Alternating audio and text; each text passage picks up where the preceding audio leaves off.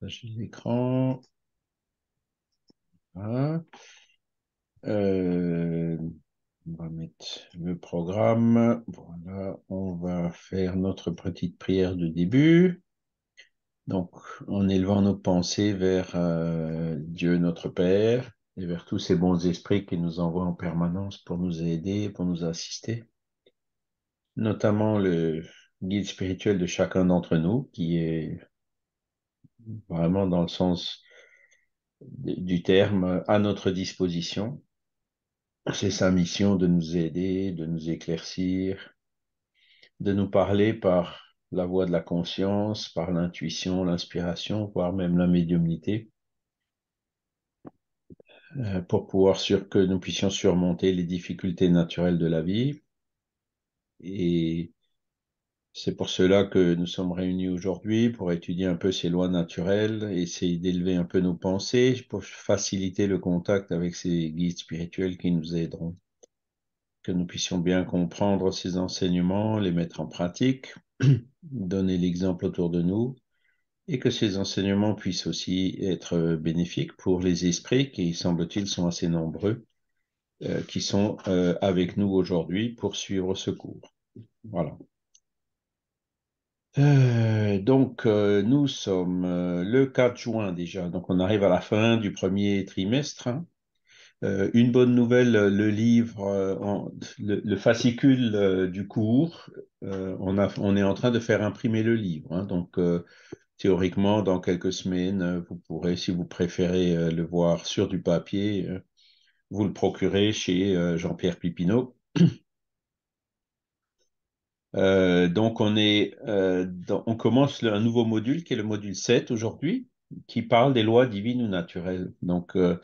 Ce module 7, il se base essentiellement sur le livre troisième du livre des esprits, hein, ce livre troisième qui est vraiment une partie fondamentale, hein, de la philosophie spirit. Personnellement, c'est celle que j'aime le plus, qui fait le plus de bien à lire et à relire, hein, qui parle justement de ces lois divines ou lois naturelles ou lois morales, comme on veut les appeler, et donc qui sont traitées de façon simple, claire, logique, rationnelle, et qui nous permettent de comprendre ces lois de la nature, hein, notamment le bien et le mal que nous allons voir aujourd'hui, hein. Et vous voyez que ben, à partir de la semaine prochaine, il y en a 10, hein, des lois. Enfin, Kardec les a classées en 10, hein, et donc on va les voir l'une après l'autre, hein. Donc vous voyez, ce premier semestre, on va voir la semaine prochaine la loi d'adoration, et la deuxième qui est la loi de liberté, hein, liberté qui nous est très chère en France, hein, depuis 1789, liberté, égalité, fraternité, hein. Liberté conquise avec un prix assez lourd, hein, pour la Révolution et toutes les tentatives de retour qu'il y a eu avec tous ces troubles au XIXe siècle jusqu'à ce qu'on ait un régime à peu près stable dans notre pays. Et liberté qui est toujours encore contestée, hein, dans plusieurs endroits du monde, hein, puisque, comme le dit Léon Denis, la plupart des conflits qui existent encore aujourd'hui dans le monde, ce sont essentiellement des conflits pour de la liberté contre l'autorité. D'accord? Donc la liberté contre les dictatures, contre, hein, quand vous voyez la Russie, l'Ukraine, ben, c'est un peu ça, hein. Vous voyez des luttes aussi d'autorité entre elles, comme au Soudan en ce moment, etc. Donc on est toujours un peu dans ce système de liberté contre l'autorité. Mais ça, on verra ça donc à partir du dimanche 18. Et on l'a donc en deux cours, donc liberté de pensée et de conscience, libre arbitre, responsabilité, et le deuxième qui sera sur la fatalité.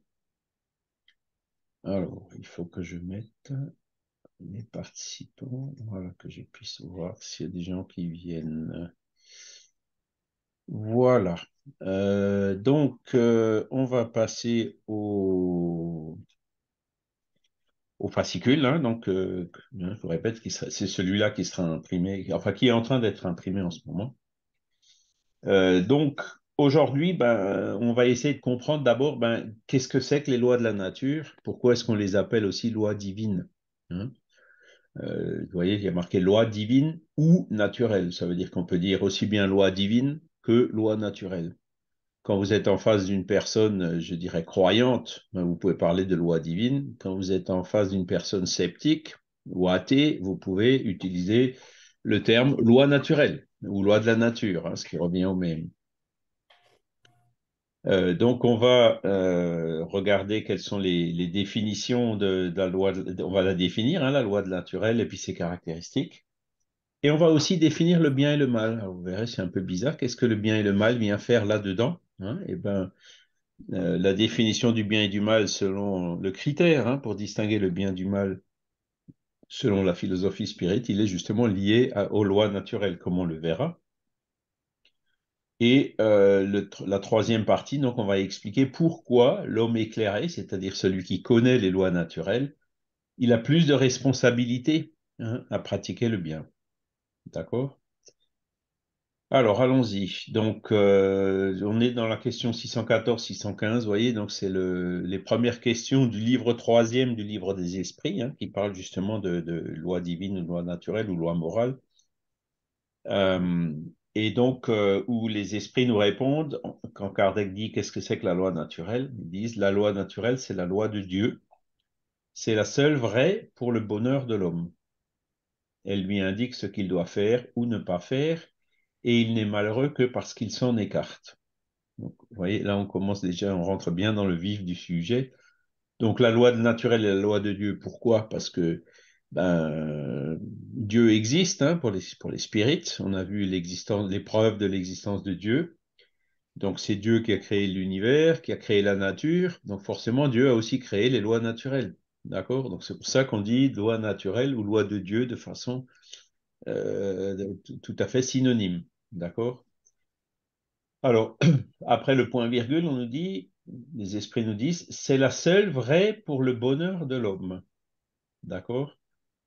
Donc, cette loi naturelle, hein, c'est la seule vraie loi, hein, qui permet de nous orienter quand on veut avancer vers le bonheur, quand on recherche notre bonheur. D'accord?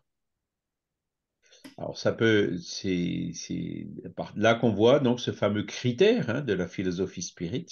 Hein, si on veut rechercher le bonheur, eh ben, il faut rechercher les lois naturelles, pour rechercher l'harmonie avec ces lois naturelles. Il continue en précisant, elle lui indique, donc à l'homme, hein, ce qu'il doit faire ou ne pas faire, et il n'est malheureux que parce qu'il s'en écarte. Donc ce qu'il doit faire ou ce qu'il ne doit pas faire, on touche déjà un petit peu à la question du bien et du mal, hein, qu'on va approfondir d'ici peu. Donc ce qu'on doit faire, c'est le bien, et ce qu'on ne doit pas faire, c'est le mal. Hein. Et il n'est malheureux que parce qu'il s'en écarte. Donc ça nous montre clairement que si on s'écarte, hein, de la loi naturelle ou de la loi divine, si on s'écarte de l'harmonie avec cette loi, eh ben, ça nous rend malheureux. Hein. À l'inverse de si on arrive à se mettre en harmonie avec ces lois naturelles, ça nous rendra heureux. D'accord? Donc, vous voyez, le critère on touche un peu déjà hein, la question de pour être heureux ou pour ne pas être heureux, c'est pas le fait d'être spirit ou pas spirit. Hein. C'est le fait de se mettre en harmonie et de ne pas s'écarter des lois de la nature. Donc le référentiel, c'est un référentiel, bonjour Philippe, c'est un référentiel donc qui est lié à la nature, hein, qui est lié à l'univers dans lequel on lit. Hein. C'est pas ce qui a écrit dans le livre des esprits, ni dans la Bible, ni ailleurs. C'est pas ce qu'a dit Kardec ou le pape ou je ne sais qui. Non, c'est le critère, c'est les lois de la nature. D'accord? Et donc, d'où l'importance d'essayer de les comprendre un peu mieux, hein, de les étudier. Donc, c'est ce qu'on va faire dans les prochaines semaines, hein, en les regardant une par une. Donc, ces lois naturelles. Et donc, le fait de mieux les connaître, ça va nous aider à- à nous mettre en harmonie avec elles et donc à avancer, à évoluer, hein, et à aller prendre la route du bonheur, comme on dit. D'accord? Alors, Claudia ou Christophe? Et Christophe? Oui, Charles, excuse-moi. Bon, déjà, le bonheur n'est pas de ce monde, c'est ce qu'on nous dit dans l'Évangile.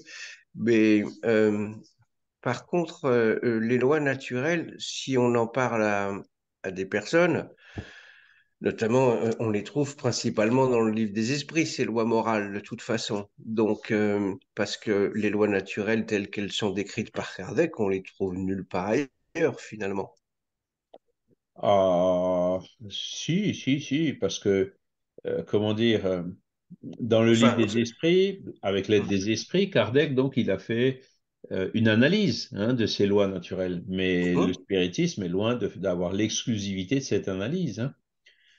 Tu vois, ben, par exemple, ben, tous les grands révélateurs, hein, ces lois morales, en fait, font partie de ce livre troisième du livre des esprits, elles oui. sont universelles. C'est-à-dire, tu vas dans les Védas, tu retrouveras pratiquement la même chose. Tu vas dans le Coran, tu Mhm, trouveras encore une fois la même chose. Tous mhm, ces grands révélateurs qui sont venus le long des siècles et des millénaires sont venus dire la même chose. Alors, dans un langage différent, mhm. adressé à une culture différente, à des époques où les gens ils avaient des niveaux de compréhension différents, etc. Mais quand tu cherches vraiment au fond du fond, tu verras que ces lois naturelles, hein, ces enseignements, les notions de bien et de mal, tu les retrouves partout. Bien le mal, oui. Oui, oui, bien sûr, Alors, mais euh, oui, ok. Et en ce qui concerne les lois physiques, tu te rappelles cet exemple que tu nous cites presque toutes les semaines de l'homme qui tombe par la fenêtre et que forcément il est obligé de s'écraser à cause de la loi physique de la pesanteur. Donc ça fait oui. pas partie des lois naturelles. Par contre, c'est des Si, lois physiques si, normales, si. Ça fait aussi partie des lois naturelles. Donc, mais elles sont dans les classées. lois naturelles, tu as les lois physiques qui sont Oui. étudiées par la science, et puis tu as les Hum, lois morales d'accord, ok. qui sont plus spécifiquement étudiées par le spiritisme, D'accord. Donc on enfin, peut entre classer. autres, et puis par les religions traditionnelles. Ouais, donc c'est vrai que j'ai pas étudié les religions, donc c'est compliqué pour moi. Mais il faut commencer. Il faut commencer. Oui, pardon. Alors, Voilà. il y Mm. a une dame australienne, si je me rappelle bien, vous savez, le mois mondial du spiritisme qu'il y avait en avril, là, et elle a donné une conférence, alors je ne me souviens plus quel est le thème, mais le fais aux autres ce que tu voudrais que les autres fassent pour toi. Elle a pris Mm. ça donc un des enseignements du Christ. Et en fait, elle l'a retrouvé et elle cite les références dans six ou sept autres, donc dans le Coran, dans les Védas, dans le bouddhisme et ailleurs, Mm. où tu trouves pratiquement la même chose. Ouais, Tu vois? d'accord. Donc, c'est pas nouveau, et même ces lois morales dont parle le spiritisme, c'est pas nouveau, hein. Ils ne sont pas venus réinventer la loi, mais l'éclaircir et la rappeler et l'expliquer, tu vois? D'accord. Et c'est pourquoi? Bah, parce que si ce sont vraiment des lois de la nature, bah forcément, avec l'évolution, tout va converger vers ces lois. On est bien Mm. d'accord. Tu vois, Ouais. et puisque de vrai et d'universel et d'immuable, ben y a que ça, il n'y a que les lois de la nature. C'est vrai que nous, notre perception, hein, notre connaissance des lois de la nature dépend de notre niveau de compréhension et d'évolution. Hein. Mm. C'est pour ça que parfois on pense que des choses sont vraies ou bonnes, et puis ben, un peu plus tard on se rend compte ben, on s'était trompé, donc on adapte petit à petit. Hein, la loi humaine, par exemple, s'adapte petit à petit à la loi naturelle. Il y a encore pas mal de chemin à faire. Mm. Par un exemple que je cite souvent, pratiquement toutes les semaines, il y a encore un siècle et demi, l'esclavage était autorisé hein, Ouais, tout à par fait. la loi légalement. Aujourd'hui, il l'est plus. Parce Mm. que bon, on a compris que l'esclavage, voilà, il n'y avait pas de race supérieure, de race inférieure, que toutes les races étaient égales, que ce sont les mêmes. Alors ça, c'est pas forcément ce qui a été compris, mais le spiritisme explique que ce sont les mêmes esprits qui se réincarnent partout, hein, aussi bien en noir qu'en blanc, qu'en jaune, en arborigène, ou j'en passe. Hein. Oui. Et donc, il y a rien vraiment qui justifie quelque discrimination que ce soit et qu'il puisse y avoir euh, voilà, des êtres considérés inférieurs et qui puissent servir d'esclaves à d'autres êtres considérés comme supérieurs. Voilà. Ce genre d'idée, qui était pourtant légale il y a encore 150 ans, hein, a été complètement aboli aujourd'hui. enfin Et complètement, ouais. dans la loi du moins, hein, et parce que il y a encore beaucoup, beaucoup de formes d'esclavage moderne, hein, des Ouais, enfants c'est qui ce que tu allais dire, travaillent, ouais. etc. Oui, le travail, oui, bien sûr, par Mais l'argent, enfin bon, bref, oui. officiellement autorisé par la loi, il y en a quand même de pratiquement plus, quoi, de moins en Oui, moins. oui, non. Donc ça montre que la loi humaine, qui est encore imparfaite, ben, petit à petit, elle avance, elle évolue, hein, avec l'évolution de l'humanité, pour arriver vers une situation de plus en plus convergente avec ces lois naturelles. Hmm. D'accord, ok, merci, Charles. Voilà. Donc ça, c'était la question 614. Ensuite, ben, c'est ce qu'on vient de dire, hein, 615. La loi naturelle est éternelle et immuable comme Dieu lui-même. Ah, pardon, il y a Daniel qui a levé la main et j'avais vu Sandrine et Stéphane aussi tout à l'heure. Donc, ça veut dire que des fois, on s'interroge avec le voile de l'oubli, ce qu'on a souhaité venir retravailler ici. Mais quand on Oui, lit ça, ça n'a pas d'importance parce que il suffit là d'étudier les lois naturelles, de mesurer les choses qu'on n'applique pas, qu'on applique mal ou qu'on n'a pas compris, et donc le fait de les suivre nous remet dans la bonne direction c'est et ça. réduit notre souffrance. Donc, on a là un mode d'emploi, alors simple à la lecture. Certainement, après, il y a beaucoup de résistance émotionnelle, de mentale, mais c'est pour ça que tu aimes tant ce livre 3. Ben, entre autres, oui, parce que Ouais. euh, c'est- C'est le alors, mode d'emploi de la vie, en voilà, fait, voilà, voilà, et c'est le de mode d'emploi l'évasion, de la d'accord. vie et le feedback qu'on a des cours, là, parce qu'on donne quand même le cours depuis maintenant plus d'une décennie, voire même plus de 2 décennies, hein, on a commencé en 98 par là. Ben, à la fin, les gens qui reviennent et qui disent, ben, la partie que j'ai le plus appréciée, c'est celle-là, c'est cette partie des lois naturelles ou divines. Donc voilà, c'est quelque chose qui est partagé parce qu'effectivement, comme tu le dis, Daniel, c'est une sorte de mode d'emploi, une guideline en anglais, hein, où ça nous donne un cap, hein. Alors, c'est sûr, comme tu le dis, hein, on a quand même un programme spécifique, hein, pour travailler justement les difficultés et les résistances plus particulières qu'on peut avoir, hein. L'orgueil, l'égoïsme, le matérialisme, ce genre de choses. Donc, avec des épreuves qui sont choisies justement pour nous aider à surmonter ces blocages et ces résistances. Mais effectivement, comment dire, la guideline, hein, ce qu'il faut essayer de suivre, ben c'est ça, c'est cette loi naturelle qui, comme on vient de le voir, donc est éternelle et immuable, hein. Dieu est éternel et immuable, les lois naturelles sont aussi éternelles et immuables, elles ne changeront pas. Parce C'est qu'il est nous qui préférable. changeons notre Ouais. connaissance de ces lois. Voilà. Mais la loi, on la découvre peu à peu, mais elle, elle bouge pas. Parce qu'on se rend compte que des fois, quand on travaille, par exemple, sur des projets et que les règles changent en cours de projet, des Oui, fois, on a beaucoup de mal à vivre ça. Le c'est fait vrai. qu'on nous dit que c'est naturel et éternel, on peut se lancer dedans parce qu'on sait qu'il n'y aura pas pas de tromperie, mais Il n'y aura pas de euh, changement. Hein. voilà, il n'y a pas quelqu'un qui fait à sa sauce, mais que tout le monde est mis sur le même pied d'égalité, donc ça donne de l'enthousiasme pour s'y mettre. Ouais. C'est ça, oui. Et donc, comment dire, encore une fois, si changement il y a, c'est quelque chose qu'on avait mal compris et qu'on comprend mieux. Tu vois? C'est pas Est-ce la qu'il loi est qui prévu change. qu'on en rajoute? C'est Pardon? possible? Comme il y a des découvertes dans la science, est-ce qu'il pourrait y avoir des philosophes ou des penseurs qui trouvent d'autres lois naturelles? Ou on Bah, a avec le kit oui, alors complet avec les 10? on les comprend de mieux en mieux, effectivement, dans cette D'accord, compréhension meilleure et qui est chaque fois meilleure en fonction de notre niveau d'évolution.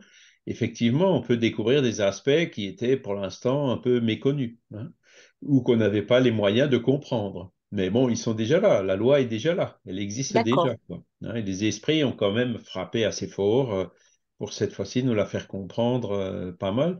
Alors, Kardec, il l'a classé en 10, hein, mais comme tout classement, on peut classer en 8, en 12, en 50, en 3. Tout classement, c'est forcément relatif, quoi, hein. Mais bon, voilà, il a le mérite de l'avoir classé en 10 leçons, hein, en 10 grandes lois. Puis les esprits lui ont confirmé, ah bah oui, bah, si tu veux faire comme ça, on peut faire comme ça, voilà. Et puis ils sont venus donc donner tous les éléments nécessaires, hein, par le biais des questions-réponses, les exemples, etc., pour développer chacune de ces lois. Et ça nous permet effectivement de mieux comprendre notre environnement, la nature, l'endroit où on vit, hein. Pourquoi il y a des moments où on n'est pas bien, pourquoi il y a des moments où on est bien, hein. C'est toutes ces questions de haine, d'envie, par rapport à l'humilité, l'inverse de l'orgueil et tout. En regardant de près, on comprend qu'effectivement, les défauts, on arrive à mieux se connaître soi-même, hein, à détecter les défauts qu'on peut encore avoir, et puis eh ben, à travailler, à faire des efforts pour effectivement les corriger, parce qu'on sait que c'est dans notre intérêt, parce qu'on sait que c'est la voie justement vers le bonheur, comme il est dit là. Mais c'est une démarche qui est tout à fait volontaire et autonome, hein. C'est pas une démarche forcée avec un bâton et une carotte, hein. Le bâton étant le diable ou l'enfer et la carotte étant le paradis, hein. Ça, ce sont les méthodes des religions traditionnelles qui sont hétéronomes, hein. Le spiritisme, lui, il est autonome, c'est-à-dire, voilà, on explique de façon claire, logique, rationnelle, avec un sens philosophique et tout. Et ensuite, bah, c'est à chacun de façon autonome bah, de décider comment se l'appliquer à soi-même, à quel rythme, etc.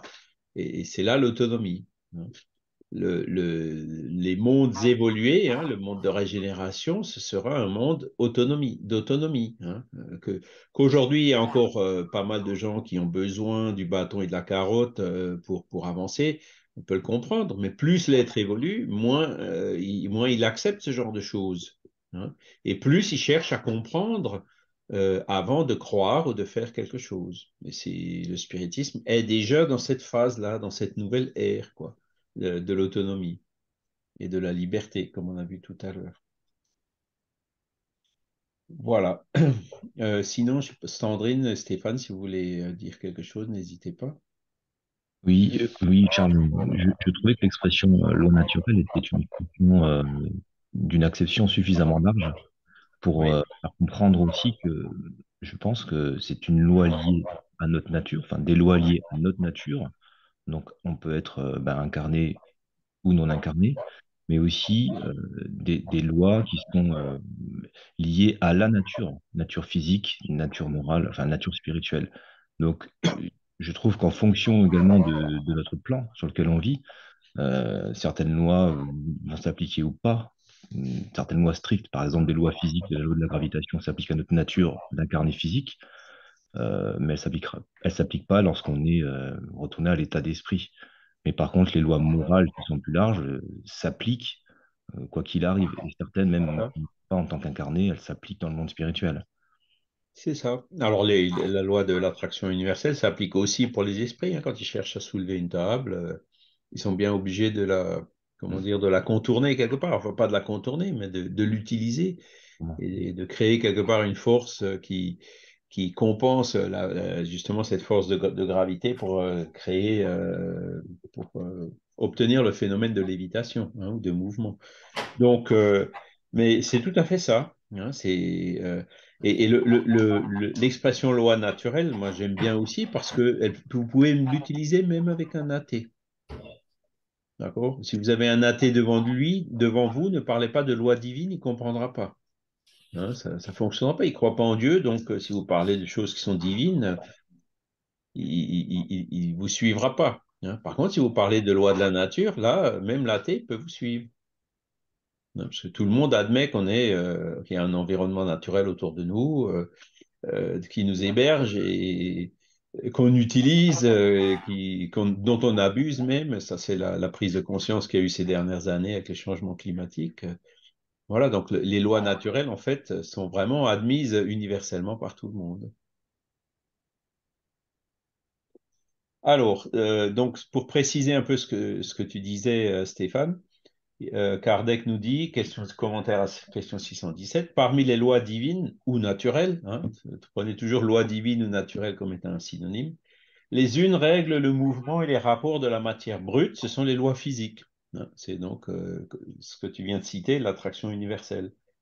Leur étude est du domaine de la science.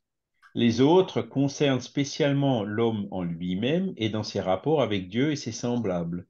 Elles comprennent les règles de la vie du corps aussi bien que celles de la vie de l'âme.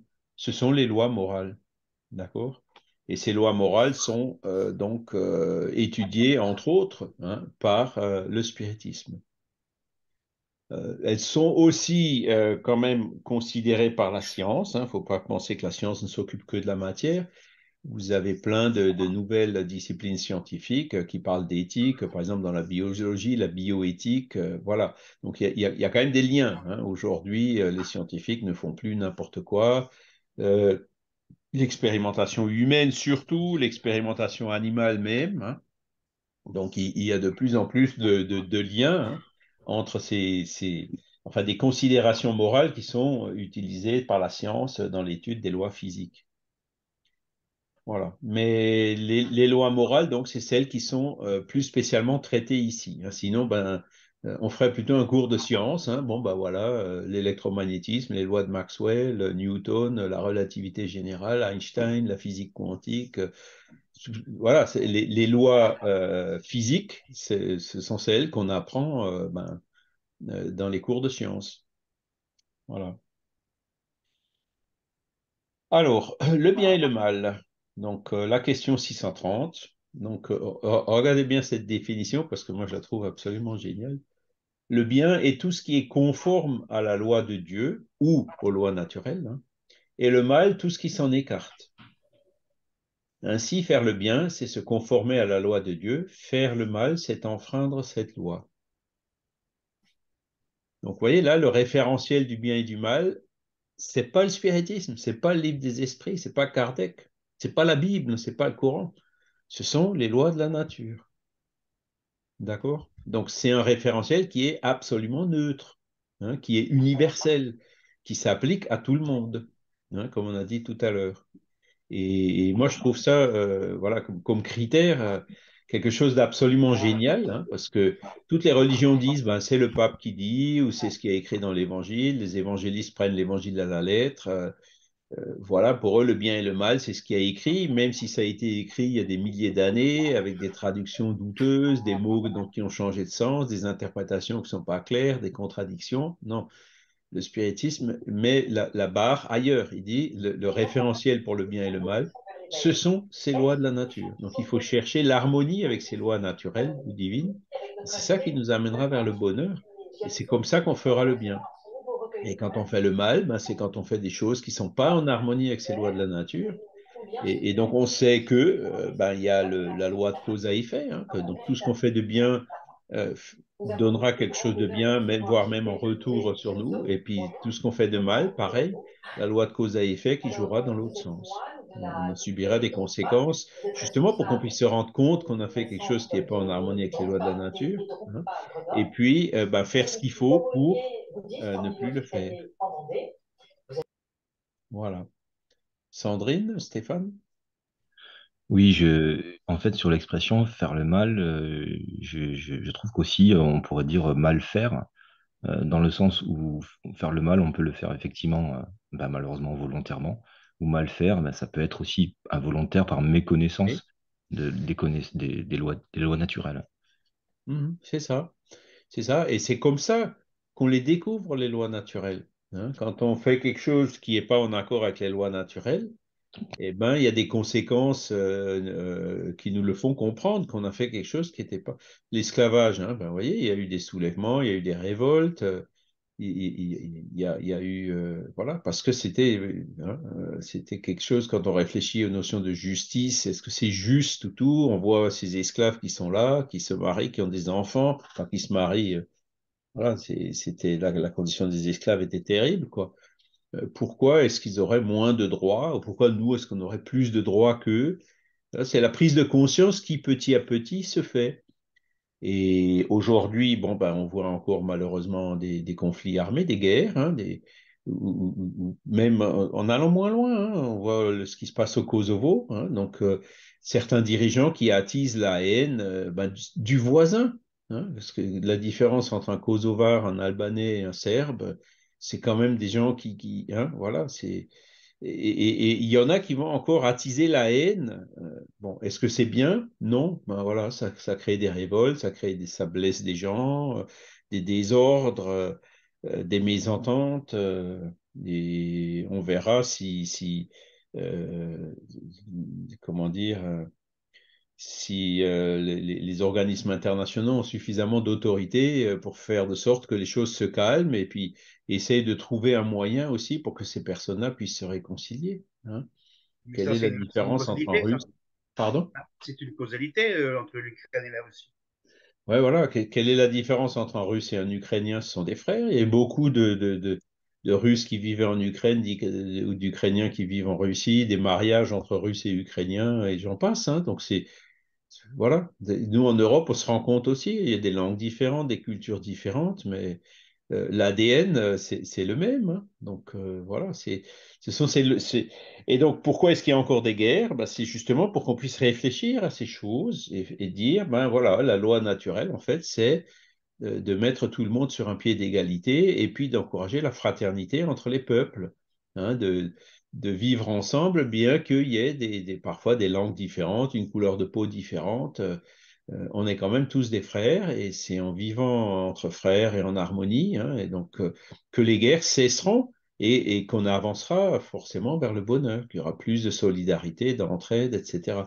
Donc, vous voyez comment on arrive à les comprendre, mais le mal, en fait, est encore nécessaire pour que cette prise de conscience se fasse. Par exemple, pour tout ce qui est l'environnement, hein, le réchauffement climatique, on a tous encore, moi y compris, le premier, hein, des habitudes de consommation qui ne sont pas durables. Hein. On va être obligé de se serrer la ceinture et ça, beaucoup de personnes n'en ont pas encore pris conscience. Et maintenant, ils prennent petit à petit en voyant, bah, regardez, il y a des forêts qui brûlent, même au Québec, hein, dans le nord du Canada. Il y a des endroits où il fait des chaleurs horribles, où on ne peut plus vivre. Il y a les sécheresses qui font que c'est de plus en plus difficile de produire des aliments, etc. Donc, on se serrera vraiment la ceinture bah, le jour où bah, on ouvre le robinet, il n'y a plus d'eau, ou on ira au supermarché, un certain nombre de produits qui manqueront parce que la sécheresse n'aura pas permis de les produire. Hein. Et donc, c'est comme ça qu'on apprend les lois de la nature, c'est comme ça qu'on apprend le bien et le mal, c'est comme ça qu'on prend confiance. C'est en se trompant, en fait, qu'on apprend, qu'on se rend compte qu'on s'était trompé, et puis que, en subissant les conséquences, on se dit, ben, la prochaine fois, je vais essayer de faire autrement, mieux, hein, plus vers le bien, pour éviter les conséquences fâcheuses que ça a entraîné. Voilà les processus d'apprentissage, tous ces facteurs qui nous amènent vers cette évolution. Et on est en plein dans le sujet, là, du bien et du mal. Voilà. Alors, si je comprends bien, il faut qu'il y ait le mal pour qu'on avance, quoi. Alors, le mal, alors, je le dirais pas comme ça. Il faut qu'il y ait le mal pour qu'on avance. C'est peut-être vrai, mais moi, je dirais que le mal nous aide à avancer plus vite. Je le dirais comme ça. Tu vois? Il faut que le scandale arrive, qui disait Jésus. Hein. Le scandale, bon, c'était entre guillemets le mal ou des choses qui sont de façon flagrante, pas en harmonie avec les lois naturelles. Hein. Et c'est quand il y a ce genre de choses qui se produisent que les prises de conscience se font. Ça encourage les prises de conscience. On le verra avec la loi de destruction. Hein. On ne peut plus ce mois-ci, mais probablement au mois de septembre ou au mois d'octobre, qui explique aussi ça. Hein. Destruction qui en fait n'est qu'une transformation. Alors, moi, je me pose souvent la question en me disant, mais comment est-ce qu'on va sortir de cette situation? On a tous connu la pandémie et le confinement. Hein. Moi, quand il y avait le confinement, bon, on avait le droit de sortir. Je me souviens plus, c'était une demi-heure ou une heure par jour dans un rayon de 1 kilomètre pour promener les chiens, par exemple. Hein. Mais je marchais au milieu de la rue. Hein. On entendait les oiseaux, tout était calme, silencieux. C'était vraiment une ambiance complètement différente. Hein. Ben, aujourd'hui, essaye, tiens, de marcher au milieu de la rue. Hein, il y a pas une minute sans qu'il y ait des bagnoles, les mecs qui sont pressés dedans. C'est là où on voit la différence, quoi. Bon, alors qu'on doive se déplacer en bagnole, on peut comprendre. Mais bon, entre ce qui est nécessaire et ce qui est superflu, c'est là où il faut qu'on commence à réfléchir, quoi. Et comme le dit Jean Covici, je ne sais pas si vous le regardez, d'ailleurs, j'ai acheté sa BD, là, qui est assez, qui avait pas mal de succès, et puis c'est vrai qu'elle est assez intéressante, hein. Ça explique les choses de façon très simple et pédagogique. Comme dirait Jean Covici, de toute façon, on va vers ça, vers ce réchauffement, vers l'épuisement des ressources naturelles, vers les plus grandes difficultés pour pouvoir produire malgré les changements climatiques, les sécheresses, les inondations, la grêle, etc. Donc, autant commencer à réfléchir maintenant et à s'y adapter, à serrer la ceinture, anneau par anneau, plutôt que de se retrouver d'un coup, bouf, plaf, il n'y a plus rien, et puis on est obligé de serrer 10 anneaux d'un coup, quoi. Autant descendre du nuage doucement et tranquillement, de façon contrôlée, que de le subir et de tomber du nuage. Et je suis tout à fait favorable à ce genre d'approche, quoi. Hein, il y en a d'autres qui sont beaucoup plus radicaux, hein, quand vous écoutez des gens comme Aurélien Barraud, par exemple, lui dit, ben non, c'est faire des voitures électriques, c'est complètement débile, il faut tout arrêter tout de suite, il faut arrêter tout de suite de faire des voitures. Bon, c'est un peu plus difficile à faire passer, quoi. Là, il faut vraiment que... Alors que, bon, il peut y avoir des méthodes plus douces pour justement amortir et nous permettre de mieux gérer tous ces changements de comportement qui sont nécessaires et dont on n'a pas encore vraiment tous pris conscience, hein.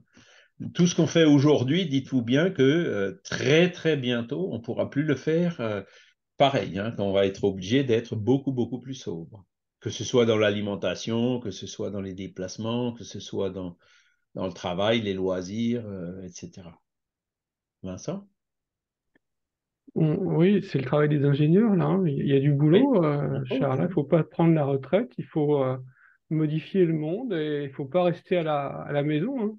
C'est ce qu'on essaye de faire, hein. Tu vois, on est à la maison, on arrive quand même à modifier le monde. Ah, c'est ça que Dieu, il est tellement gentil, hein, qu'il a fait venir la pandémie alors qu'on a déjà des moyens de se réunir sans sortir de chez soi. Et il est quand même super, hein, il est quand même super gentil hein, d'avoir laissé la technologie se développer. Imaginez, il y a encore, non, il y a 10 ans, il y avait déjà Skype, hein, mais imaginez il y a 20 ans, hein, je me souviens quand j'étais au Brésil, on avait le chronomètre, hein, quand on téléphonait en France, hein, parce que ça coûtait bonbon, hein, je ne sais plus comment c'était, mais alors qu'aujourd'hui, vous voyez, avec Internet, tout est gratuit, machin. Voilà. Donc, cet après-midi, là, on va avoir de la réunion à Cannes. Donc, on le faisait de nouveau en hybride, hein, présentiel et virtuel. Mais aujourd'hui, Dominique n'est pas là, donc on va faire du tout virtuel. La réunion ne s'arrête pas. Et moi, ça m'économisera un aller-retour à Mulhouse, quoi. Ça fera, je sais pas, quelques kilos de CO2 en moins pour la planète, hein. Voilà comment on peut s'adapter, hein, mais il faut que ce soit fait de façon.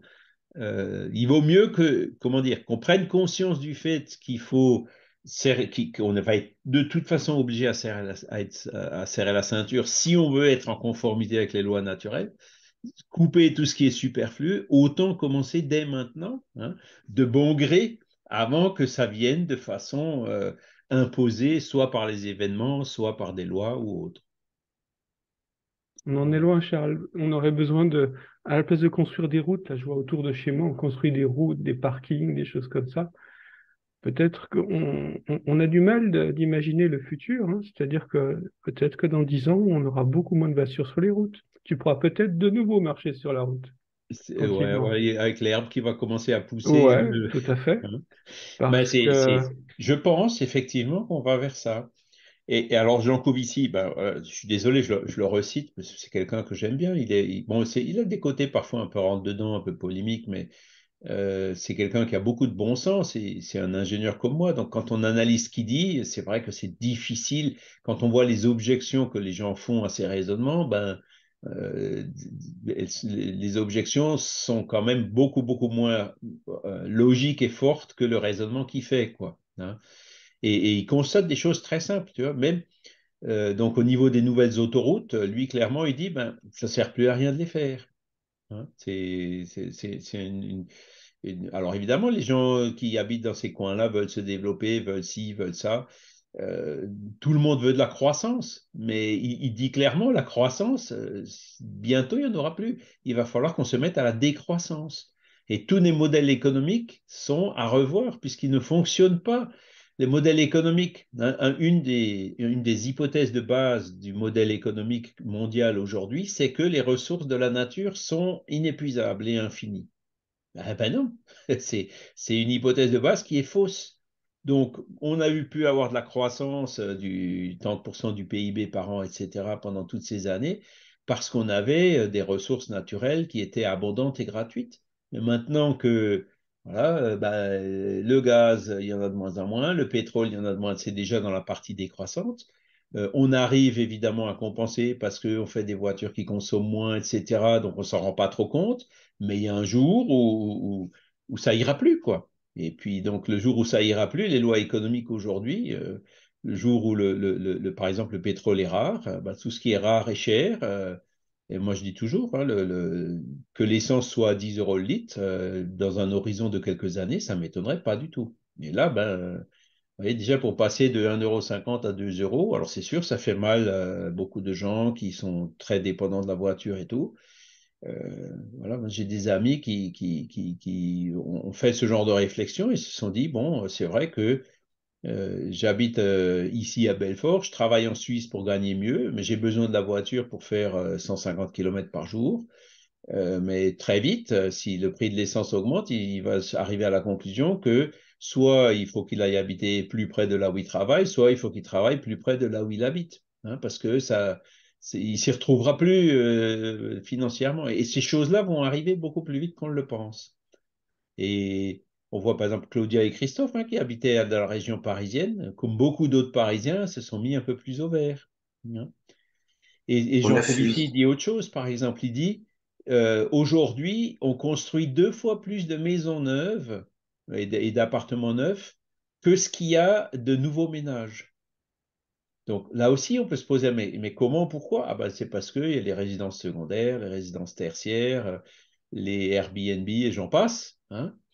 C'est plus un investissement qu'autre chose, mais est-ce que ce sera durable? Pareil, on peut clairement se poser la question en se disant, ça continuera pas éternellement comme ça. Et donc, en faisant ces raisonnements-là, on arrive, vous voyez, à mieux comprendre, hein. Aujourd'hui, on comprend que la Terre a des ressources limitées, hein. On comprend mieux les lois physiques de la nature, hein.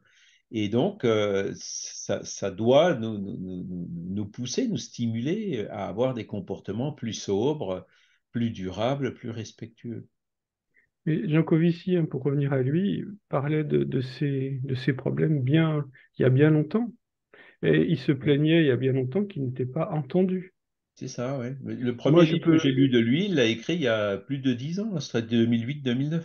tout à fait. À l'époque, quand je proposais ça dans des groupes de travail, par exemple, pour les gens qui recherchaient du travail dans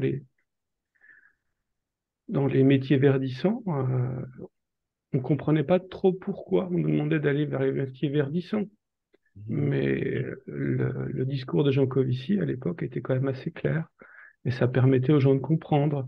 Mhm. Mais beaucoup de gens n'étaient pas, même les gens qui étaient chargés d'orienter les gens vers des métiers verdissants, n'étaient pas capables d'expliquer pourquoi on allait vers des métiers verdissants. Oui, oui. Alors Puis que, c'est le grand krach financier de 2008 là, qui était le signe avant-coureur de toutes ces choses-là, qu'il y a quelque chose qui n'allait pas dans le modèle actuel.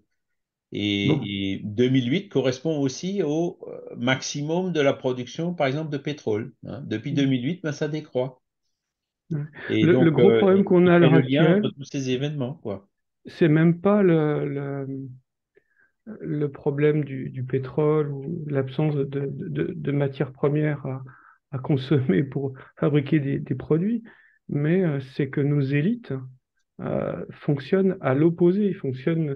Euh, ils sont les outils du néolibéralisme qui va à l'opposé de ce qu'on a besoin de transformer dans notre société. Et Alors, on va à un moment donné être obligé de se confronter. Et c'est ce qui se passe. Les Gilets jaunes, c'est ça, c'est une confrontation de deux mondes. D'un monde qui veut changer les choses parce qu'il y a une nécessité, et de l'autre côté, ceux qui ont le pouvoir, les élites élues démocratiquement, entre guillemets, et le citoyen de base, il y a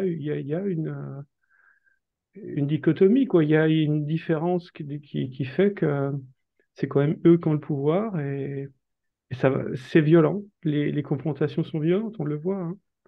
Alors, c'est là où c'est paradoxal, quoi, parce que dans les pays qui sont quand même assez démocratiques comme le nôtre, ben, c'est le peuple qui élit.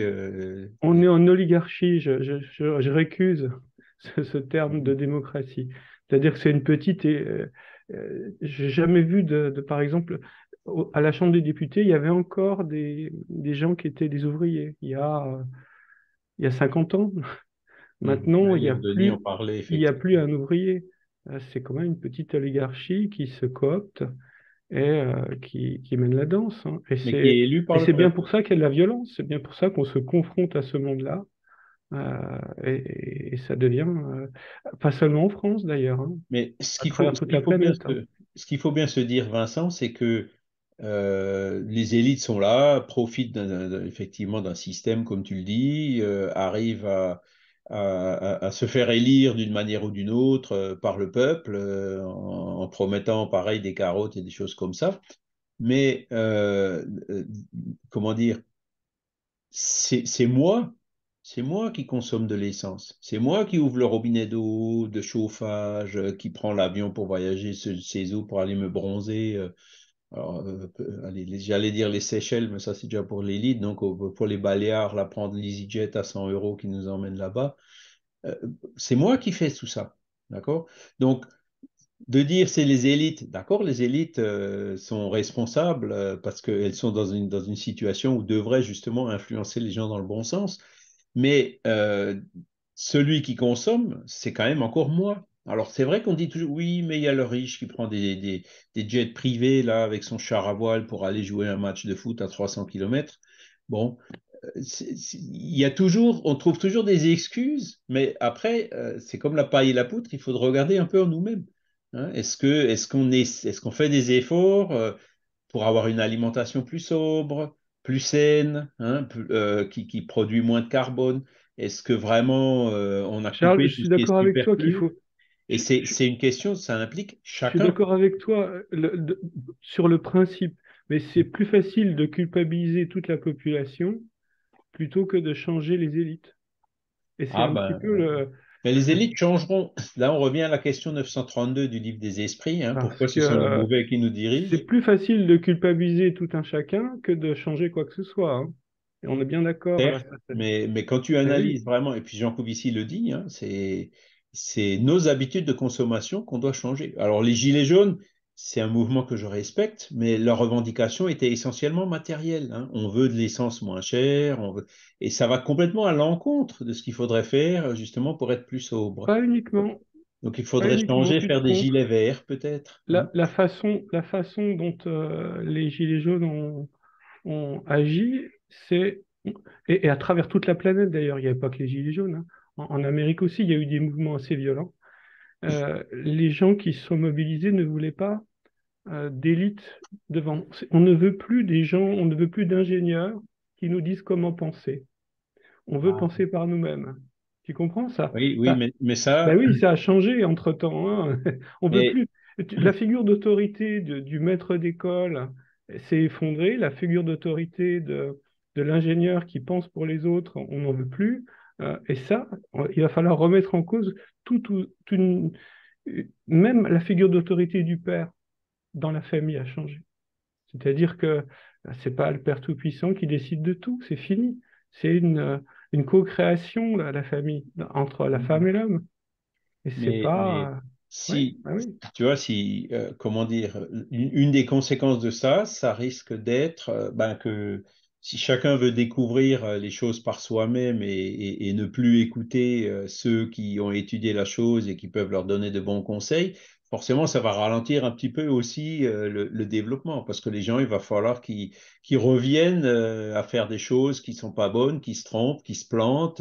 Et puis finalement, j'aurais peut-être quand même mieux fait d'écouter l'ingénieur ou mon père, tu vois. Il faut qu'ils se réapproprient. Donc d'un Pourquoi extrême à l'ingénieur l'autre, serait quoi. tout puissant? Ils peuvent se réapproprier les lois. Je veux dire, c'est pas impossible de Ouais. comprendre les lois techniques, hein. Je veux dire, c'est pas non plus sans. On leur demande pas de les maîtriser, c'est-à-dire de pouvoir calculer, faire de la probabilité ou autre chose. On leur demande de comprendre, Et il de faut faire de la justement vulgarisation, hein, par exemple. il faut C'est comprendre possible. ces lois naturelles ou divines.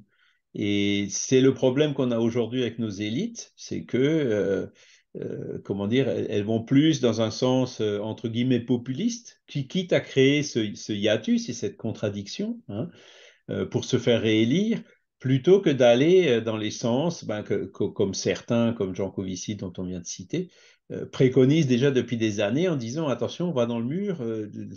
La science aujourd'hui permet de déterminer très clairement ce qui va se passer et puis que beaucoup, y compris d'ailleurs dans la population, hein, moi, le premier, refusent de voir, tu vois. C'est Et plus facile de ça, trouver un bah, ennemi, hein. C'est plus facile de trouver un ennemi que de proposer des solutions. Ça, on est clair, hein, là-dessus, voilà, hein. de mettre la faute sur l'autre, hein, ça c'est vrai. Alors, Claudia et Christophe, Oui, pardon, Charles. Qu'est-ce que je veux dire? Du coup, Le temps. c'était en entendant Vincent, mais il est en train de changer le monde. Donc, moi, je fais pas de politique, ça m'intéresse pas. Je pense que tout ça, c'est en train de changer. Euh, Ce que je fais, moi, en ce moment, on a des problèmes d'eau, puisque mon puits il est vide et ah, voilà. on a remarqué que quand on prend une douche, le temps que l'eau chaude, elle arrive dans la douche, eh ben, on perd je ne sais combien de litres d'eau froide, parce qu'on ne va pas se laver à l'eau gelée. Donc, du coup, on récupère cette eau dans une Ouais, bassine, ouais, aussi bien en faisant la douche, aussi bien en faisant la vaisselle. La On nourriture. récupère aussi l'eau quand on lave les légumes, par exemple, et tout ça, ça va dans le jardin. En 3 mois, on a récupéré 300 litres, ce voilà. qui est énorme. Et cet exemple-là, en ce moment, bah, je le donne aux gens que je rencontre partout. Et il y a des gens qui sont étonnés, qui disent, oh, ouah, mais je savais pas, je vais faire la même chose. Et en fait, c'est soit le changement que tu veux voir dans ce monde. Faut pas compter sur les élites pour que ça change parce qu'ils ne feront rien pour changer, tu as raison. Mais c'est à nous de faire ces petits changements et de communiquer avec les autres, justement. Alors, les lois divines et naturelles en font partie aussi, mais ça, par exemple, voilà, c'est un petit exemple parmi des milliers qu'on peut donner qui peuvent faire avancer l'humanité, je pense.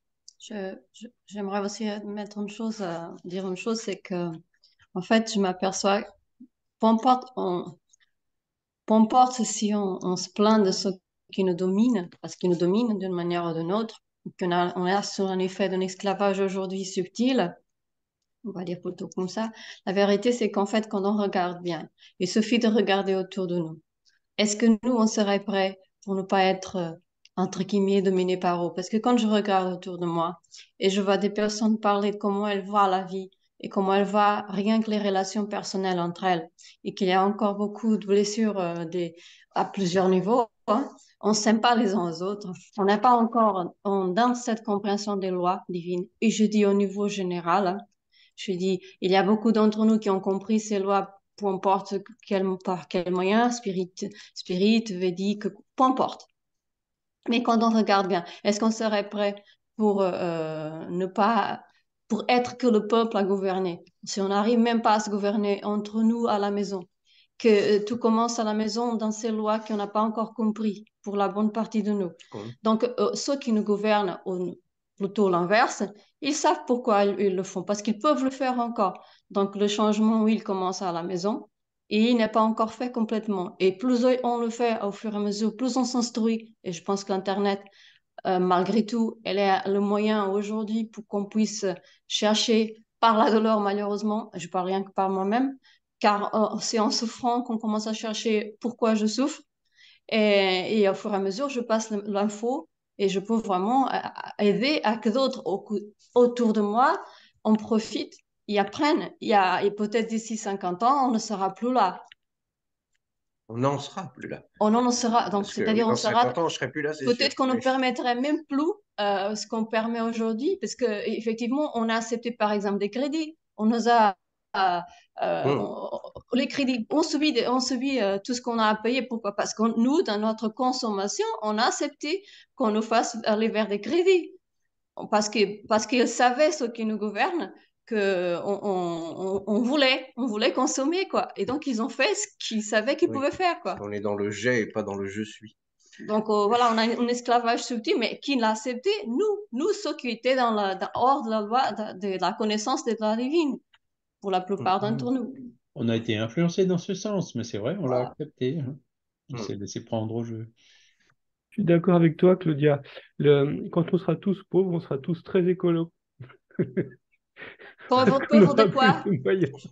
Mais il y a des riches écolos, il y a quand même des riches qui sont écolos, hein. Il y en a qui. Voilà. Celui qui n'a pas d'argent, c'est le plus écolo, hein. Je peux te dire que celui-là, il consomme pas grand-chose. Il n'y a pas de risque, hein. Il va pas faire d'excès. Il va pas prendre l'avion. Il aura peut-être même pas de voiture. Il va être super écolo. Mais bon, Et Ouais, on mais on le sera après, sera tous pauvre. un peu, hein, par la suite. Voilà, parce parfois, que Ben, à son si on niveau, ben, s'appauvrit, il on laisse sera quand tous même des super détritus dans écolo. les rues, quoi. Hein, La pauvreté, c'est subjectif. Si je suis heureuse dans ce que les autres appellent pauvreté, bah, c'est que les autres, ils le voient comme pauvreté. Mais c'est pour moi, c'est quelque chose qui me fait heureuse. Je suis pas pauvre. Je suis riche d'esprit. hum, c'est vrai. On laisse la parole aux autres. Merci. Riche d'esprit, c'est bien, hein, mais par exemple, je vais te donner un exemple.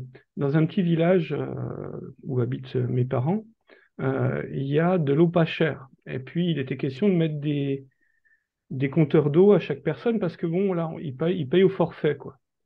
Et puis, les gens disent, ouais, on paye trop cher, c'est pas normal. Moi, je voudrais que l'eau soit gratuite. Je leur ai dit, mais c'est simple, tu peux avoir de l'eau gratuite. Tu vas la chercher à la source, tu vas chercher avec ton seau, et tu vas chercher l'eau gratuite à la source. Ah, ah bah oui, il faut payer les tuyaux, oui, il faut payer le réseau d'eau, il faut payer l'entretien du réseau d'eau.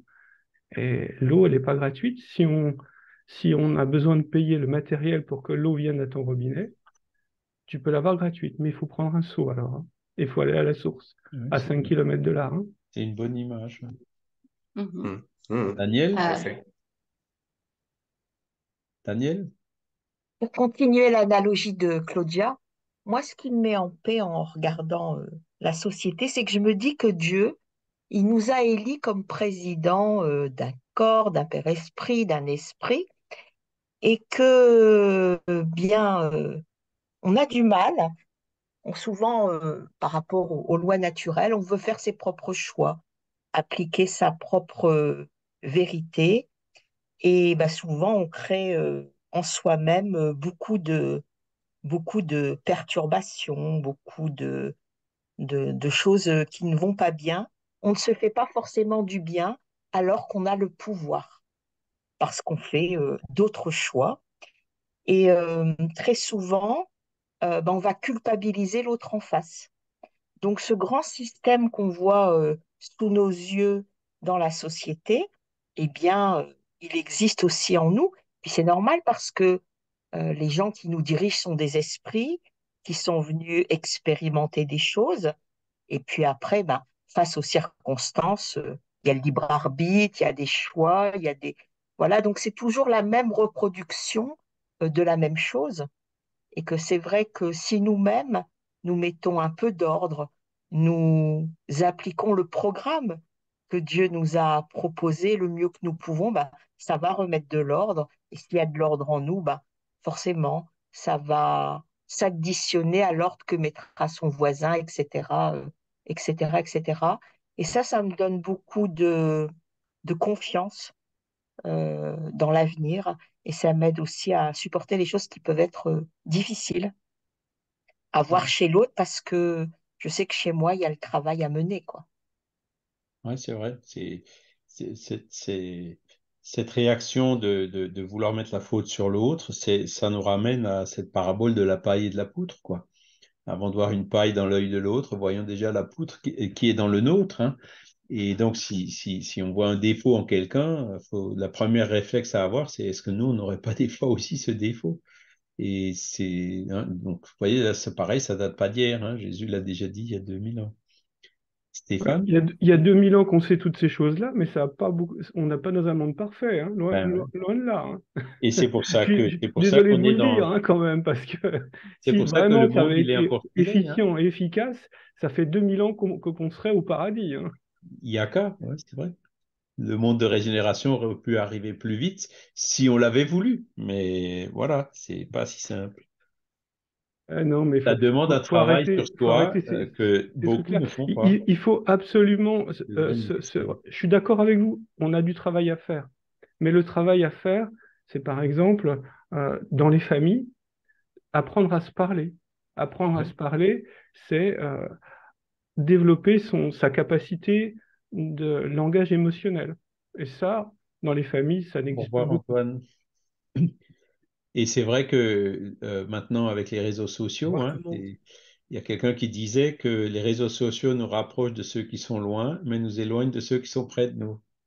Et c'est un petit peu la conférence là qui a été donnée sur l'impact des réseaux sociaux dans l'éducation des enfants. Là, quand, je sais plus, c'était début avril, hein. Alors la vidéo, on a eu un peu quelques soucis, mais ça y est, on l'a remise. Explique bien les avantages et les inconvénients de ces choses-là, quoi. Sandrine et Et Stéphane? aussi, en décembre, une conférence sur le langage émotionnel, justement, et qui était très intéressante. Ah oui, d'accord. Alors, voilà, j'interviens. Oui, en écoutant tout ce qu'on s'est dit, je pensais notamment à une phrase qui existe depuis les années 1970, le développement durable. En fait, la réflexion autour du développement durable a commencé déjà dans les années 1970 autour de cette idée de pensée globale et d'agir local. En France, sans faire de politique, on avait René Dumont qui mettait en avant le verre d'eau et l'importance de l'eau déjà à cette époque. Euh, Penser global, agir local, ça fait aussi penser aux actions qu'on peut mener donc localement, évidemment. On peut penser à Pierre Rabhi et le Colibri qui petit à petit fait des choses pour le reste de la planète. Donc c'est vrai que chacun de notre côté, on peut faire quelque chose en boycottant, en choisissant, ou en faisant attention à nos ressources. Mais c'est vrai que localement, on a aussi besoin quand même que des décideurs puissent aussi permettre, on va dire au moins peut-être au niveau des communes, à avoir de l'énergie plus propre ou des choses comme ça. Donc c'est vrai que c'est quand même une convergence, quoi. On peut faire des choses, on peut exiger aussi des choses de nos dirigeants. Si de notre côté, on attend ces choses-là, nos dirigeants, à un moment donné, ne pourront plus y être insensibles. Mais c'est vrai qu'on a quand même aussi besoin de l'action publique qui aille dans ce sens. Mais il ne faut pas s'en plaindre aussi. C'est-à-dire qu'en fait, il faut que de notre côté, nous, on fasse tout ce qu'on peut faire. C'est ça, faut faire notre part et c'est comme ça que par l'amélioration de la base, ben, les élites suivront aussi, hein. Aujourd'hui, ben, c'est Léon Denis qui le dit aussi, on a les élites qu'on mérite, hein.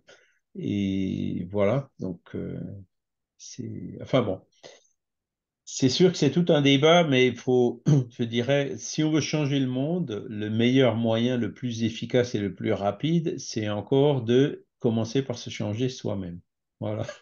Et ça, c'est une grande vérité. Et donc, chacun doit faire sa part. Et petit à petit, avec l'effet de l'exemple donné, on finira par influencer, comment dire, ben, le reste de plus en plus de personnes, puis le reste de la société, et puis les dirigeants, tout ça suivront de façon naturelle. Voilà. Alors, on a encore le dernier point à voir, hein. La loi de Dieu, la question 636 au sujet de la responsabilité, hein, qu'on a vu au départ. La loi de Dieu est la même pour tous, d'accord? Mais le mal dépend surtout de la volonté qu'on a de le faire, d'accord? Donc, le bien et le mal, dans l'absolu, c'est le même pour tous. Tout le monde est soumis aux mêmes lois naturelles, on est bien d'accord, hein. Par contre, notre compréhension de ces lois naturelles varie. Et il y a beaucoup des fois, on fait des choses, des erreurs, on fait du mal, sans s'en rendre compte, parce qu'on ne sait pas, parce qu'on ne connaît pas, hein. Et c'est d'ailleurs comme ça qu'on évolue. Et donc, ce qu'ils nous disent ici, hein, c'est que donc le bien est toujours le bien et le mal est toujours le mal, quelle que soit la position de l'homme, mais la différence est dans le degré de responsabilité. C'est-à-dire, si on fait le mal sans le savoir, eh ben, on est forcément moins responsable que si on fait le mal en sachant très bien ce qu'on fait. Donc voilà la partie essentielle de ce message, d'accord? Hein, la différence, elle est dans le degré de responsabilité. Jésus disait quand il était sur la croix, Père, pardonne-leur parce qu'ils ne savent pas ce qu'ils font. Ben, c'était la population qui ne savait pas ce qui s'était passé, qui ne connaissait pas qui était Jésus, etc., qui s'est laissé fanatiser par justement des mauvais dirigeants et qui a préféré mettre Jésus sur la croix plutôt que Barabbas, etc. Donc, ils ne savaient pas ce qu'ils faisaient. C'était moi, hein, j'étais avec eux hein, à l'époque, hein, j'en suis sûr. Bon, avec le temps, on comprend mieux, hein, mais si on sait que quelque chose est mal et qu'on continue à le faire tout en sachant que c'est mal, forcément, on aura moins d'excuses. Alors, le pardon, il sera quand même toujours là, puisque le pardon de Dieu, il est entre guillemets automatique, hein. Le fait de dire Dieu pardonne, c'est une sorte de pléonasme, hein. Mais c'est notre conscience, hein, mais tu le savais et pourtant tu l'as fait quand même, plutôt que la conscience qui dit, ben, tu vois, là, tu as fait quelque chose, maintenant tu as appris que cette chose-là, il ne faut pas la faire. Le degré de responsabilité n'est pas du tout le même. D'accord? Et c'est avec nous face à notre propre conscience. Et donc, Kardec, il ajoute, l'homme est plus coupable à mesure qu'il sait mieux ce qu'il fait. Donc aujourd'hui, la science avance, les connaissances avancent, on a des gens comme Jean Covici qui nous expliquent clairement les problèmes de climat et beaucoup d'autres, hein, pas que lui.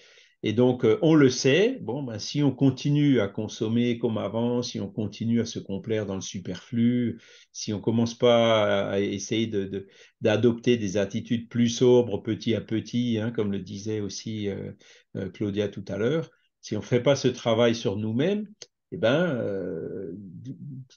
notre conscience, elle nous dira quand on arrivera de l'autre côté, mais t'attendais quoi? Tu le savais pourtant, hein. Et donc, ayons cela à l'esprit et que cela puisse nous aider, nous stimuler à justement travailler maintenant, hein, sans attendre, pour cette réforme morale à faire en nous-mêmes et aussi pour avoir des habitudes de consommation qui sont plus sobres, plus durables et plus respectueuses de Mère Nature. Voilà. Et les dirigeants, moi, je m'inquiète un peu moins. C'est vrai que c'est sûr que c'est parfois un peu ils suivront. Hein. Quand la population changera, ben, pourquoi est-ce qu'il y a voilà, si les gens se laissent encore séduire par les discours de dirigeants qui attisent un peu les restes d'égoïsme ou de mauvaises choses qu'on a en nous, eh ben voilà, après, on a voté, on s'est laissé séduire un discours qui allait pas forcément vers le bien. Ça veut dire qu'on a encore un peu de travail pour se défaire hein, de ces monstres qui sont l'orgueil et l'égoïsme, et donc pour ne plus gagner en liberté en fait, hein, et ne plus subir toutes ces influences qui nous poussent dans une voie erronée. Hein, parce que ça aussi, ça existe sur la Terre, et beaucoup. Donc voilà pour le cours d'aujourd'hui. Est-ce que vous avez encore des questions ou des remarques? Bon, je voulais juste te dire que le voleur, lui, il sait exactement ce qu'il fait. Hein. C'est même si ce voleur, comment dirais-je, il n'a pas la lumière à tous les étages, comme on dit. On voit rarement un cambrioleur aller sur la place du village en disant oui, je suis rentré dans ce pavillon, j'ai réussi à tout voler. Donc il s'en va, il se sauve parce qu'il sait qu'il y a des lois effectivement et que s'il est pris, il est emprisonné. Donc C'est les lois humaines, parce que les lois alors la loi divines sont humaine, en oui. plus. Hein. Alors, s'il savait en plus le pauvre ce qui l'attend après sa désincarnation, bon, peut-être qu'il réfléchirait à deux fois, mais il sait parfaitement ce qu'il fait. Ça ne l'empêche pas de recommencer et de vivre toute une vie de voleur, finalement. Ben voilà. Alors, est-ce qu'il applique, par exemple, la loi d'amour qui consiste à dire faites aux autres ce que vous voudriez que les autres fassent pour vous? Pas Mais ça vraiment. fait réfléchir, ça, Charles, parce que Tu ayant vois? travaillé à l'éducation nationale, les enfants, souvent, je leur expliquais quand ils faisaient une bêtise comme ça ou quand ils piquaient quelque chose à quelqu'un qui disait, ouais, bah moi, le week-end, je pique des motos, je fais, mais si on te le faisait, ça te ferait plaisir, toi? Si on te faisait la Voilà. même chose, qu'est-ce que tu en penserais? Ah bah, je serais pas contre. Bon, bah alors pourquoi tu le fais? Ben voilà, Et hein, c'est ça. à C'est force, ça simple. commence à rentrer. Voilà, sans citer Jésus, voilà, tout simplement en disant, est-ce que ça te plairait qu'on te le fasse? Voilà, donc encore des petites phrases qui font parfois C'est la manière dont on dit les choses, en fait. éclairer. Voilà, c'est Et ça. c'est C'est ça notre il y a rôle. 2000 ans qu'il nous l'a dit, hein. Ouais, tout à fait. Rien que cette phrase, si l'humanité entière pouvait l'observer, on changerait. L'humanité entière changerait du jour au lendemain. C'est Rien que ça, celle-là. c'est ça, Ouais. c'est ça. Bref, il y a du boulot, comme dit Vincent, effectivement. Mais on va y arriver, hein, on va y arriver. Alors vous verrez, bon, voilà, le voleur, ben forcément, ben il y a la loi de cause à effet qui va jouer, sa conscience qui va parler, voilà, il sera peut-être dévalisé dans une autre vie ou je ne sais quoi, mais il apprendra aussi, hein, petit à petit, c'est ça.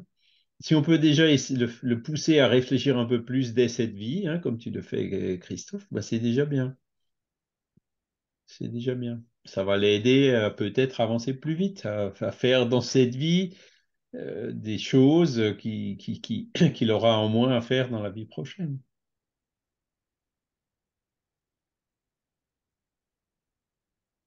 Voilà. Donc la semaine prochaine, on va voir, je vais remettre le programme, donc on va voir ben, la loi d'adoration, hein, donc ça parle de la prière, d'accord?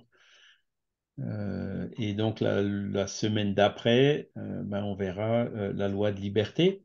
Sachant que si on revient au programme, vous voyez, il y a la loi d'adoration, loi de liberté, après on a loi du progrès, hein, loi de société, loi du travail, loi de destruction, loi de conservation, loi d'égalité, loi de reproduction et loi de justice, d'amour et de charité. Donc ce sont les 10 lois morales, hein, que c'est la classification qui a été adoptée Kardec. Donc chaque fois, ben, on va rentrer un peu plus dans le détail de chacune d'elles. Et puis pour finir, la perfection morale. Alors, j'ai relu récemment ce chapitre. Bon, ça fait vraiment, vraiment du bien de le relire. C'est un peu la synthèse de tout. Et c'est là où on voit exactement ce que tu disais, Christophe. Si on avance, si tout le monde avançait un petit peu dans ce sens-là, eh ben, le monde il changerait à la vitesse grand V. Et puis, par voie de conséquence, tous les dirigeants, tout le reste, évidemment, changerait dans la foulée. Voilà. C'est ça. On y croit, on y croit. Voilà. On est sur la Enfin, moi, bonne j'y voie. crois On en tout sait cas. où on va. Voilà. Mm. Voilà, ben écoutez, ben, si vous avez plus d'autres questions, de remarques à faire, je vous remercie infiniment pour votre présence aujourd'hui, pour votre participativité. Ce sont des thèmes effectivement bien actuels, hein, sur lesquels c'est bon qu'on se fasse des petits challenges à nous-mêmes, hein, pour nous stimuler à avancer. Et donc, on va remercier aussi les bons esprits qui étaient avec nous aujourd'hui, qui nous ont poussés, qui nous ont aidés dans ces réflexions, dans ces prises de conscience, que cela puisse nous aider ben, à devenir meilleurs, à donner l'exemple autour de nous, et donc apporter notre petite pierre à l'édifice du monde de régénération. Voilà. Je vous remercie infiniment, puis je vous souhaite une excellente semaine, et puis je vous dis ben, à jeudi pour ceux qui participent au cours de médiumnité, puis à dimanche pour le cours sur la loi d'adoration. Voilà. Merci Charles. Excellent Merci à dimanche. À tous. Merci bientôt. Charles, au revoir. À Merci. bientôt. Bonne Bon chance. dimanche. Et Merci. bonne fête à toutes les mamans. Bon Bonne dimanche. fête à toutes les mamans, oui. Oui,